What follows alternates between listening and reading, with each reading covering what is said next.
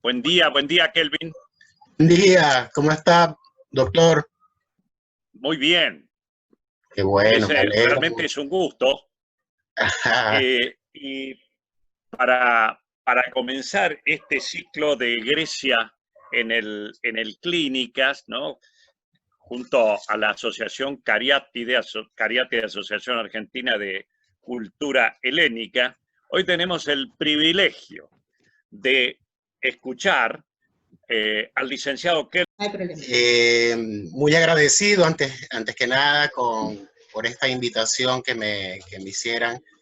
Gracias a todos, sobre todo por la paciencia y la espera, ¿no?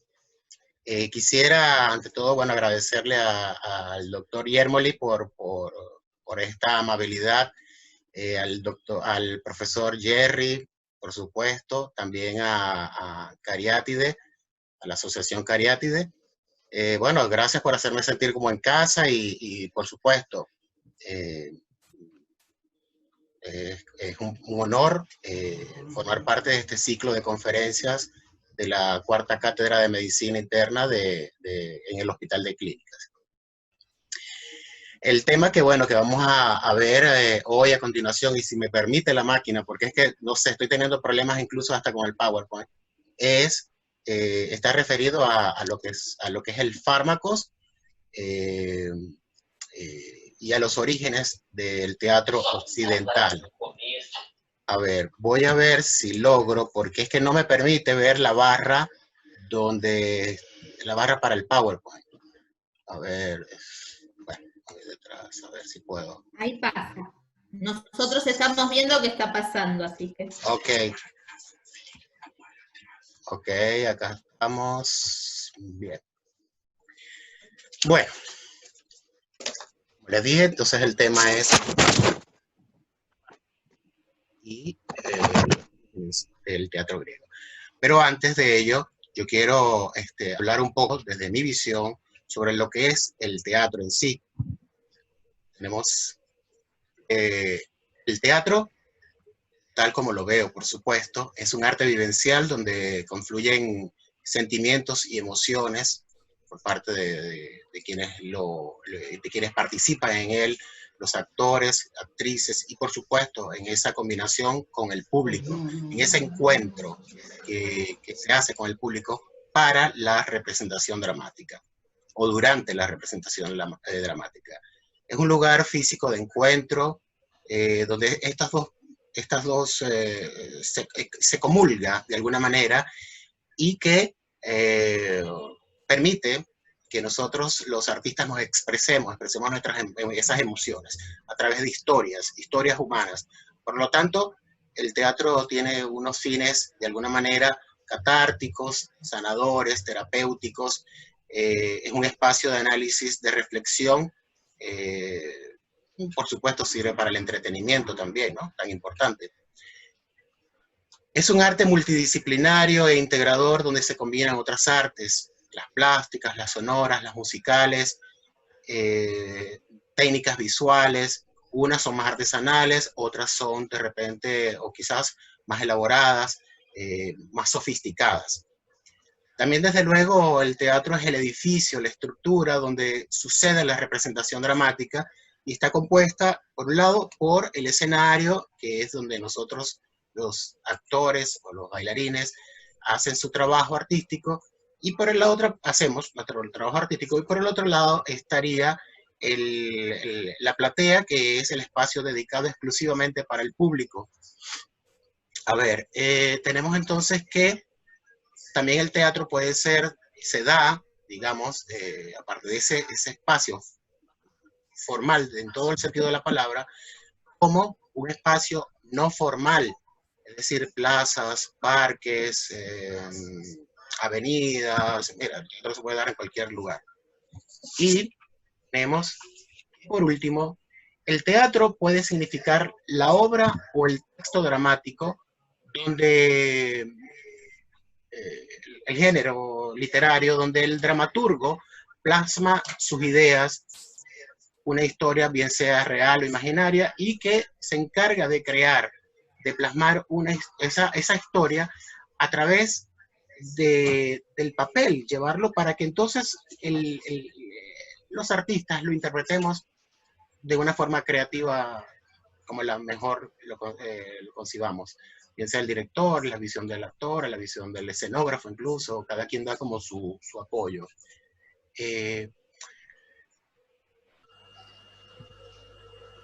Primeras acciones dramáticas arcaicas se basaron en la imitación de la naturaleza para descubrir los misterios del universo y del hombre, por supuesto, llevando esto al origen del rito. Al principio predominaban lo mágico y más adelante lo mítico religioso. El hombre lograba así expresar de alguna manera todo, y de expiar, por supuesto, todas sus emociones a través de la catarsis. El hombre, este hombre primitivo, originario, encarnaba al animal Dios y más adelante pasó a la representación. Pero siempre con historias legendarias vinculadas a la tierra, historias épicas de dioses y de héroes, por supuesto, con celebraciones y festejos colectivos como una forma de preservar el orden social. Las acciones y emociones, pasiones de tipo colectivas eran una constante que se repitió en diferentes culturas del mundo. Y allí, bueno, tenemos que en el caso de Grecia, las fiestas agrarias en honor al dios Dionisios, este dios, el dios del vino, de la embriaguez, de la vegetación, fueron adquiriendo así mayor importancia en todo el territorio y empezaron a convertirse en espectáculos, tal y como lo concebimos hoy en día.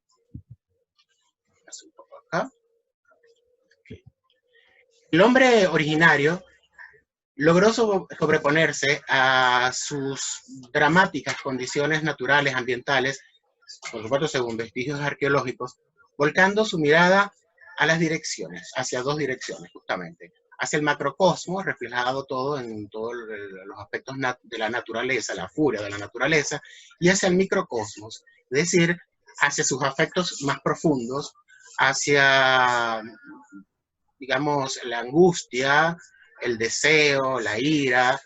Bueno, aprendió a usar utensilios, aprendió a controlar el fuego, a recolectar agua, a arar la tierra. Expuesto a estos cataclismos naturales, se generaron los primeros sentimientos de euforia ante la caza y domesticación de animales salvajes, dándole al hombre una capacidad de dominio, de poder, de control. Las primeras acciones dramáticas buscaban controlar mágicamente esas fuerzas naturales a través de la imitación y con movimientos dancísticos, con sonidos onomatopéyicos, que dieron origen al rito. Al principio fue relacionado a la caza y el dominio de la presa a través, por supuesto, de la mímesis o en actos de encarnación que sacralizaban los actos profanos. En el acto dramático, que emerge del ritual mágico, digamos, el hombre deja de mirar hacia la naturaleza y se vuelve hacia sí mismo, hacia sus emociones. Se vuelve objeto de su pensamiento, dando inicio así a la reflexión, que es un elemento fundamental para la humanización. Usa la observación como método de dominio de lo sagrado, por eso la magia está impregnada de misterios, obligaciones y tabúes, basados en anécdotas legendarias que pasaron a ser compartidas con los otros individuos del clan. Así surge la primera sociedad primitiva, gracias a este ordenamiento mágico. Una sociedad prelógica, ahistórica, presimbólica, perdón, en lo sagrado y lógica en lo profano. Este origen agrícola, prehistórico de la representación dramática, se basa en encontrar en medio de esas celebraciones campestres, donde los participantes del rito se dedicaban a la caza del animal sagrado y consideraban al dios encarnado un residuo de lo mágico. Utilizaban humo de semillas alucinógenas y vino para llegar a esos estados de éxtasis, por decirlo de alguna manera. Utilizaban además del humo y de la danza, de esos movimientos que experimentaban con ellos, perdón, para lo que llevaba, perdón, para lo que, cosa que los llevaba a tener un sentido de vivencia y de unidad. Todos estos elementos en conjunto llevaban a la orgía mística. Los participantes se cubrían con pieles, se colocaban en la cabeza algunos, digamos, cuernos de animales salvajes para obtener simpatía, para obtener empatía y contagiarse de su valor de frenesí en la pista del animal sagrado. Una vez atrapado el dios encarnado era despedazado y todos lo comían en medio de un ritual, ¿no? Consiguiendo así ser partícipes de ese poder celestial. La encarnación del celebrante, en este caso era una encarnación bajo ciertos efectos intensos y caóticos, con la distribución de energías afectivas, la conmoción, cortocircuitos emocionales en el encarnado que lo llevaban al sacrificio o, en el caso, a la exclusión del grupo. Y surgió el rol de víctima, protagonista, que en griego podemos decir, se dice protagonista, que agoniza primero originariamente, macho cabrío de los primeros rituales agrarios. Los objetos como ofrenda de las víctimas viciatorias cumplían una función de válvula de escape para la carga emocional o patos movilizados en las encarnaciones. Lo del chivo expiatorio, que viene del latín expiatorius, significa antes de venerar. Se menciona en la Biblia, en el ritual de Abraham, que reemplaza por un carnero enviado por Dios a su hijo en sacrificio humano que se le había sido ordenado, rememorado en las festividades más importantes del calendario del año del calendario hebreo, donde se elegían a dos machos cabríos, uno sacrificado por el sumo sacerdote para la expiación de los pecados de los israelitas, el otro era cargado con todas las culpas del pueblo judío, para enviarlo al Azazel del desierto, el chivo expiatorio tal y como lo conocemos hoy. El hombre primitivo pasó de la unión activa de la encarnación a la diferenciación del otro a través del rol, de lo presimbólico de la razón mágica a lo simbólico de la razón mítica. Esa acción se fue convirtiendo en un juego o ritual dramático donde el oficiante, que antes era el mago, el chamán o el médico brujo, junto a todo el grupo podía ponerse o quitarse los disfraces de las fuerzas naturales, o las máscaras simbolizaban a esos dioses, evitando así las consecuencias propias de la encarnación. De esta manera, la sociedad expresaba en actos alegrías, tristezas, duelos, frustraciones, entre otras. Un ejemplo de ellos son los misterios de Eleusis, famosos del siglo VII a.C., donde los iniciados representaban la leyenda de Deméter, la tierra madre como la diosa que había pasado por muchas tribulaciones. La idea principal de este misterio era que el destino de la naturaleza y por extensión del hombre es nacer, vivir, morir, para luego hacerlo reiteradas veces, en reiteradas ocasiones. El rito agrícola similar en todas las culturas, y se complementaba con juegos de luces y de sombras, escenas del más allá que llevaban al iniciado a la sabiduría. Los rituales, por ende, llevaban una secuencia de acciones. En griego, dramas es suceso, acción, ya no acciones mágicas como en los orígenes, solo se representaban. Los celebrantes podían quitarse, como dije anteriormente, las máscaras de los héroes o dioses frente a la comunidad, pues todos sabían que era algo fingido o algo simulado, y dejaba de existir el tema de la encarnación. Las acciones dramáticas se unían según los principios de unidad de acción y unidad de tiempo propuestos por el mismo Aristóteles. Lo importante era acá comprender, diferenciar lo familiar de lo extraño, de lo extranjero, por decirlo, a través de la participación y de la exclusión. produciendo así materiales simbólicos, míticos, alegóricos, legendarios, la acción dramática en sí.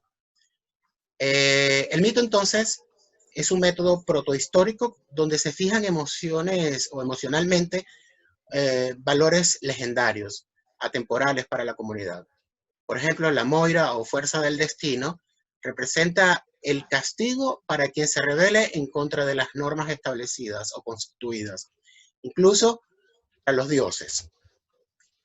Tenemos, por ejemplo, que cuando el semidios Prometeo le robó el poder del rayo a Zeus,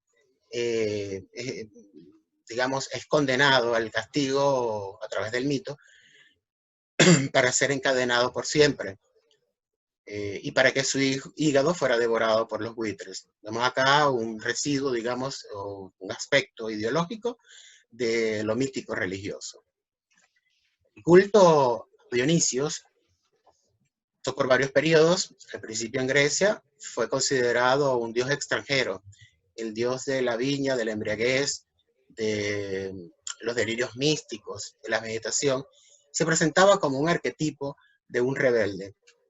Su culto fue introducido por el norte, apoyado por las clases populares y, por supuesto, rechazado por los conservadores por considerarlo que despertaba bajas pasiones en el pueblo, en la comunidad. Y finalmente se impuso. Luego fue introducido a la teología griega. En su cortejo aparecen siempre los sátiros, mitad hombre y mitad bestias salvajes que simbolizaban a la naturaleza y al dios, y al hombre, perdón. Eran hombres disfrazados de chivo para simular el poder de las divinidades, presentaban el espíritu de la vida silvestre. Y las Ménades, que simbolizaban por su parte el amor para propiciar la fertilidad de la tierra. Su celebración estaba relacionada con el cambio de las estaciones. Dionisios siempre moría y renacía, igual que la vendimia, igual, perdón, que la cosecha, que las estaciones, es decir, luchó contra grandes y gigantes monstruos que se recompuso luego de ser descuartizados por titanes, dándoles a los fieles un arquetipo de héroe desdichado, pero victorioso. A medida que estas fiestas campestres en su honor cobraban mayor importancia en la civilización griega, al ser absorbidas y controladas por el ritual ciudadano de la tragedia, se fue perdiendo ese mito original. Tomaron formas pequeñas y grandes dionisíacas, fiestas relacionadas al agro y a las estaciones, pero ahora de una manera organizada por la polis y por la visión más ordenada, racional e iluminada del dios Apolo. Es una celebración que daba la bienvenida a la vendimia. Se exprimía la uva, se aprobaba el vino, se lloraba al dios muerto, digamos, que coincidía con el de la viña.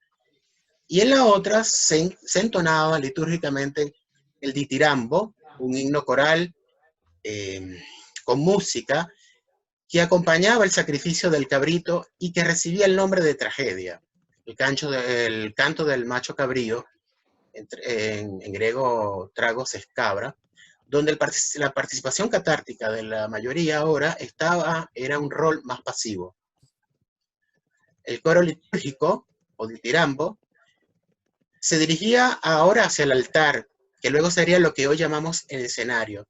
El rodear el círculo, una ofrenda al sacrificio en forma ordenada, dividiéndose el semicoro que empezaba a dialogar entre sí, y en este diálogo coral, cada semicoro comenzó a ser conducido por un corifeo, que luego se diferenció del coro y dialogó con el coro y con el otro corifeo. Aparece así el interlocutor, el hipocrités, en el caso, digamos, el que está debajo del ropaje o simula, como si fuera un dios, como si fuera el dios. El rito sagrado va perdiendo su esencia y poco a poco se va convirtiendo en un espectáculo. Esta escena todavía tenía, digamos, una fachada, el teatro en sí tenía una fachada arquitectónica, palacios, templos, y permanentemente tenía, o casi siempre tenía 3 puertas por donde salían y entraban los actores, y el coro entraba por la parte de abajo, por la izquierda y la derecha. Alrededor de la plataforma de escenario, los rastros arqueológicos muestran que estos teatros podían albergar incluso hasta 18.000 espectadores. La tragedia griega todavía sagrada durante Esquilo dejó de serlo parcialmente con Sófocles y definitivamente con Eurípides, donde se pierde el sentido activo y ético de la catarsis. Ahora bien, los fármacos en la antigua Grecia era el chivo expiatorio que se sacrificaba en muchas zonas, sobre todo en Atenas, con la finalidad de purgar las tensiones y las violencias acumuladas durante un espacio de tiempo en la comunidad. Estos fármacos purificaban la polis, devolviendo la pureza interior perdida supuestamente a manos de lo extranjero, de lo exterior. El término farmacón, que es la raíz de la palabra fármaco o farmacia, significa en el contexto a la vez cosas contradictorias. Aquello que enferma y su remedio, el veneno y lo que lo salva, y la condena o lo que libera. El consenso entre los lingüistas, podemos parecer originariamente de dónde proviene, sin embargo, tiende a decirse que viene de sustancias de las plantas que muchas veces podían causar daño, como el portador de la infección social, como cuando se daba la expulsión, o en épocas de crisis que recaía en 2 personas, un hombre y una mujer, y que se llevaba en procesión por toda la ciudad y le sometía a torturas y agresiones. Luego se sacrificaba mediante lapidación y su cadáver era quemado y las cenizas dispersadas. Los fármacos eran, perdón, se escucha lo que están hablando. Los fármacos eran por lo general individuos de clases bajas, huérfanos o lisiados, que daban el estigma de diferenciarse de la mayoría de los ciudadanos. Entonces disimulaban las tensiones internas que amenazaban corromper el orden social.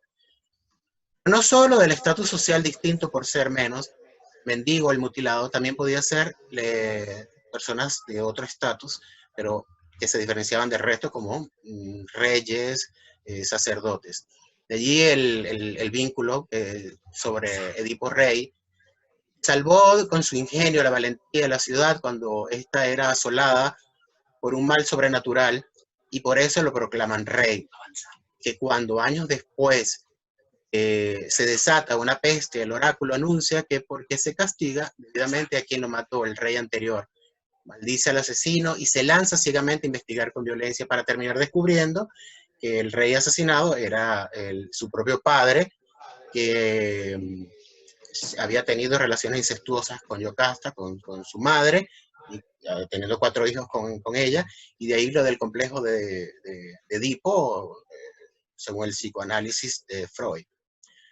Cuando descubre esto, se arrancan los ojos y se hace echar de la ciudad, liberándola prácticamente de sus males como el fármaco y haciéndose así divino.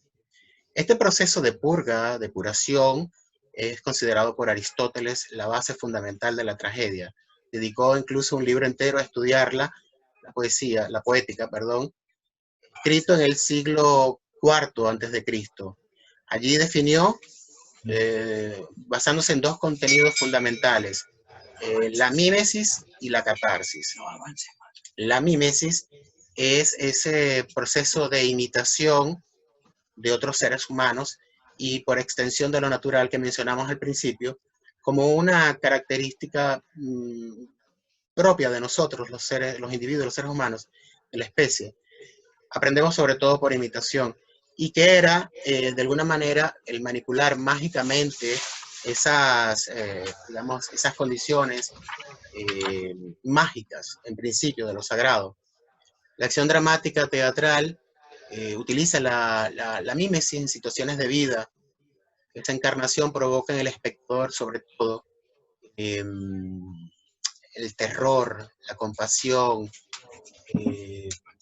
a través del cual supera el sujeto las pasiones y tentaciones emocionales oscuras. Esa catarsis purificadora, purgar, expulsar, como sucede con los fármacos, y la función que durante buena parte de la historia da la medicina y a través de operaciones y del mismo fármacos. Entonces, recapitulando, tenemos que la representación dramática de las sociedades reales primitivas, nacidas del rito primero y bajo el pensamiento mágico y luego bajo el pensamiento mítico, manejó argumentos afectivos, emocionales, históricos, anecdotarios, metafóricos, sobre la naturaleza y lo que rodea al hombre. Una vez allá, a través de esta comunicación, el hombre descubre el arte, como tal, el teatro básicamente y tal como lo conocemos, y sus valores, su pensamiento y su decisión traen el mensaje al auditorio, quien vive afectivamente esa historia. En esa comunicación con el otro juega valores de interacción, solidaridad y cooperación. Muchos centros de investigación e incluso la misma Organización Mundial de la Salud dan crédito de ello. Bueno, se habla de los aportes terapéuticos, digamos, que tiene el arte, en este caso el teatro. Pues el hombre libera adrenalina, el hombre con el arte o con el teatro aumenta los niveles de placer, con la risa se libera del estrés, cuando lloramos, no, digamos, logramos una depuración, una liberación catártica, es una sensación de placer.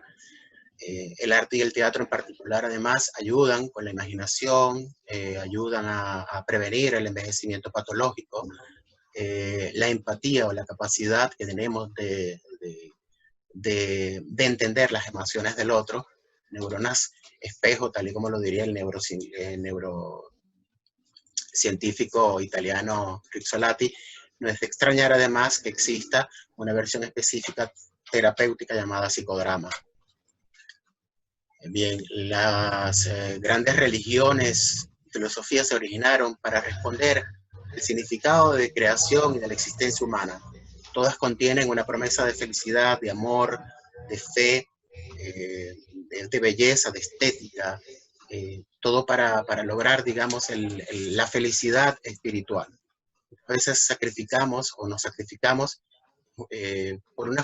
porque es una manera de llegar a conocernos a nosotros mismos, a conocer ese lado animal turbulento que tenemos y para desarrollar las cualidades humanas con las que la naturaleza, bueno, sola no puede. El carnero de Abraham, el cordero pascual, el cordero de Dios que quita los pecados del mundo, del Evangelio de Juan, el acto sacrificial del protagonista de la tragedia griega y de la continuidad de tradiciones populares presentes en muchas culturas y digamos, del arte moderno son lo que le dan forma a este enfoque.